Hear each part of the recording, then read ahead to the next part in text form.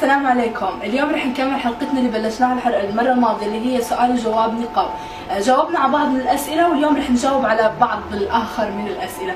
فمن الأسئلة اللي جتنا إنه الصعوبات اللي تواجه الوحدة لما تفكر أصلا هي إنه هي تلبس نقاب، هاي أول شغلة. والصعوبات اللي تواجه أصلا المنقب أو اللي تفكر مثلا الوحدة حاطة ببالها إنه هي بدها تتنقب، فأنا شو الصعوبات اللي هي رح تواجهني؟ كعنود اول صعوبه كنت افكر فيها واول اشي كان قبل ما البس النقاب فكرت فيه انه ممكن انه هذا الاشي يخليني اتراجع عن قراري وما البس النقاب، انه صحباتي كنت كثير اخاف انه النقاب يخلي في حاجز بيني وبينهم، وانه نبطل نحب بعض زي اول، انه ما راح اقدر اروح معاهن على مطعم مثلا ونقعد ناكل وهيك وعادي والامور طبيعيه، انه ما راح اقدر اروح معاهن على كافي مثلا ونشرب اشي مثلا. هذا بالنسبه لصحباتي. الشغله الثانيه اللي انا كنت خايف منها اللي هي ايش؟ موضوع انه الامان. مثلا لما وحده تكون منقبه او افوت على مول او افوت على اي محل، احس انه نظره صاحب المحل الي انه استهجان، انه يضل وراي، احس انه في وحده من هاي تضل ماشيه وراي، انه خايفه مني انه انا مثلا اسرق او انه انا اخذ اي شيء. حتى المره الماضيه كنت بالمول، فواحد من الاطفال، مو واحد، 3 اطفال، 2 ولد، كنت ماشيه انا، فمن بعيد سراقه والله العظيم، فجيت انه ركبت عليهم انا لا مو سراقه، والله انا مو سراقه، هيك كنت اقول امهم انه استحت كثير يعني، فجيت اقول انه والله انا بدي افهمهم انا مو سراقه، واخذت زاويه من المحل ونزلت عن وجهي وصرت احضنهم وابوس فيهم انه ترى انا مو سراقه والله. تلاحظي عنود فكره المعيقات كلها مش بسبب هاي القطعه، الفكره بالمجتمع نفسه. بالضبط. المجتمع نفسه هو اللي برسم انه هذا الشيء رح يعيقك، انت اذا بدك تلبسيه معناها رح تعتزلي عن الحياه، رح تبعدي عن الاماكن هذه، ما رح تروحي على المول، ما رح تروحي على المطعم، ما رح تعيشي حياتك الطبيعيه اللي كنتي عايشينها. فالفكر المجتمع اللي احنا استوردناه من برا، هذا الموضوع يعني الموضوع النقاب او تغطيه الفتاه لوجهها هو موضوع موجود في الاسلام ومن زمان، لكن بسبب المستجدات اللي بتصير والانفتاح اللي احنا عايشينه، المجتمع نفسه هو المعيق، او هو اللي شايف البنت المنقبه او النقاب نفسه معيق للفتاه. بالضبط، يعني زي هذول الاطفال مثلا، انه منين جابوا فكره انه هي سراقه، يعني صح ولا لا؟ فانه اكيد سامع من امه انه السراق ملثم والسراق، فهو انه ربط هاي الفكره. هاي شغله. الشغله الثالثه والاخيره قلنا صحباتي، وقلنا انه موضوع الطلعات، وشغله ثانيه ما قلت موضوع الطلعات، لا قلته صح؟ قلته. المهم، فالشغله الثانيه اللي رح نحكي فيها ايمان موضوع الادب. شو الاذى اللي ممكن تفكر فيه البنت المنقبه، او انه النقاب ممكن انه يحميها من هذا الاذى؟ يحميها. دائما لما نحكي عن النقاب نحكي هو حمايه وامان. طب ايش علاقه الامان بالنقاب؟ في شغله مهمه لازم اضيفها، انه النقاب مش شيء يعني مش شيء مفصول عن الحجاب. النقاب هو مرحله متطوره من الحجاب. انت بتبلشي مثلا بتكوني لابسه حجابك ممكن يكون صح، لكن بتفكري انه انت تطوري بانك مثلا تزيدي قطعه القماش انه انت تغطي وجهك. فهذا القرار هو اصعب من قرار الحجاب نفسه ممكن يكون، لانه الحجاب شيء شائع، يعني الحجاب سواء الطويل الشيء المحتشى شائع بالمجتمع، لكن القرار تغطيه الوجه هو صعب. كيف يجيب لي او كيف يحسسني بالامان وبالحمايه؟ هذا الشيء موجود بالقرآن.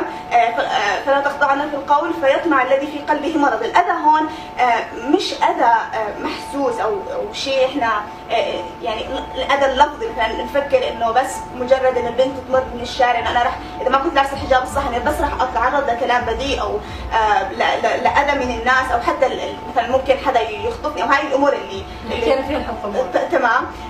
الأذى القلبي، البنات يعني راح يفهموني بهذا الموضوع. وإذا سألتموهن متاعا فاسألوهن من وراء حجاب ذلكم أطهر لقلوبكم وقلوبهن.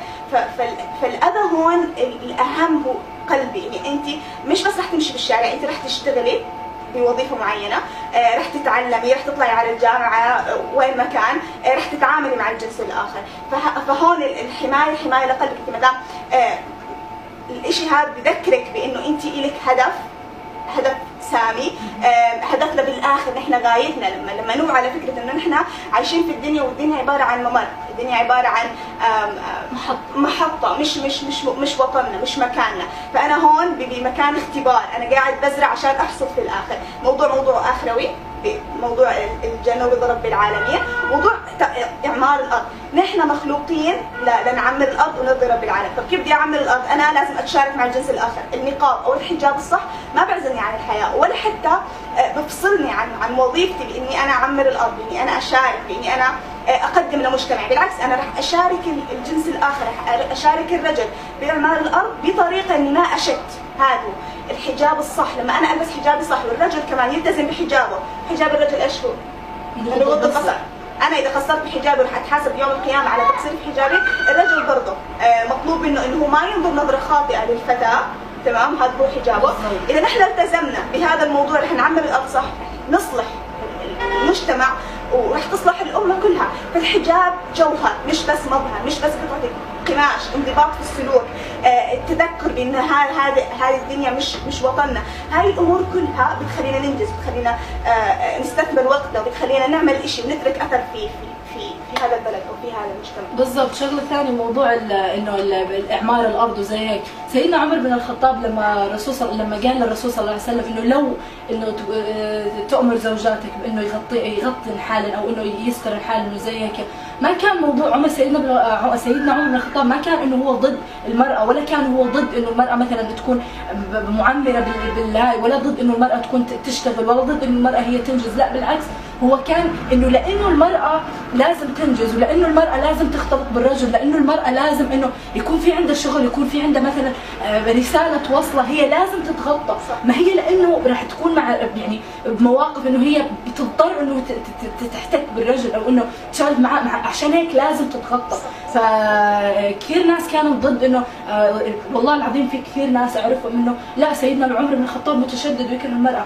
يعني اتذكر الموقف انه لما سيدنا عمر بن الخطاب كان على المنبر وهو امير المؤمنين، فقال انه اخطا عمر واصابت امراه، يعني فكان هو المساند الوحيد، المساند الكبير للمراه. يعني فالنقاب ما راح يمنعك من ان تشتغلي، النقاب ما راح يمنعك من ان انت مثلا تنجز بمجتمعك، النقاب ما راح يمنعك انه انت مثلا تعمري بهذا المجتمع او تنجزي. ما راح يمنعك ترتبطي، هاي اهم شيء. فكروا انه النقاب ارتباط معناها لا انه الارتباط المستقبل اني انا ما راح ارتبط، بس ارتبط بس طويل، بس ارتبط يعني بغير طريقه اني اخطب او اتزوج.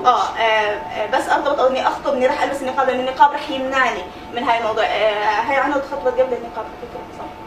بعد النقاب. بعد النقاب ولا قبل النقاب؟ خطبت بعد النقاب. اوكي. انه انا يعني في بنات كثير اقابلهن انه يوم اجي اسولف عن النقاب وعن الحجاب زي لا ان شاء الله بعد ما اخطب، ان شاء الله بعد ما اخطب. ليه رابطه فكره انت اذا لبست حجاب ما راح تخطبي؟ ليه رابطه فكره انه انا اذا لبست حجاب ما راح اتزوج؟ ليه رابطه فكره انه الشاب ما يحب انه انت تكوني محجبه وساتر لحالك؟ بالعكس على فكره، بالعكس تماما. والله العظيم خذي فكره انه لما انا بدي اسوي هذا الشيء لربنا، انا نويت انه انا اتنقب عشان ربنا، نويت انه انا اسدل بالشيء اللي انا لابسه، اغطي حالي، اغطي هذا الشيء اللي اذا نويته عشان ربنا، كوني متاكده انه ربنا رح يعطيك الشيء اللي انت تتمنيه، ورح يرزقك الحدا اللي يقدر القرار اللي اخذتيه، سواء تطورك بموضوع الحجاب، تطوير الحجاب بالنسبه لك انه يزيد احتشامك، او انه تلبسي الشيء الشرعي الصح، او بموضوع النقاب. يعني احنا ما بنركز فقط على النقاب، بنركز برضه على الحجاب الشرعي الصح اللي بيرضي رب العالمين، ويخلينا نركز في وظيفتنا في هذا المجتمع، يخلينا نركز في اهدافنا، لانه شيء جدا عظيم، صح ولا لا؟ بالضبط، جدا عظيم. بس هيك، وشكرا لكم، السلام عليكم. مع السلامه.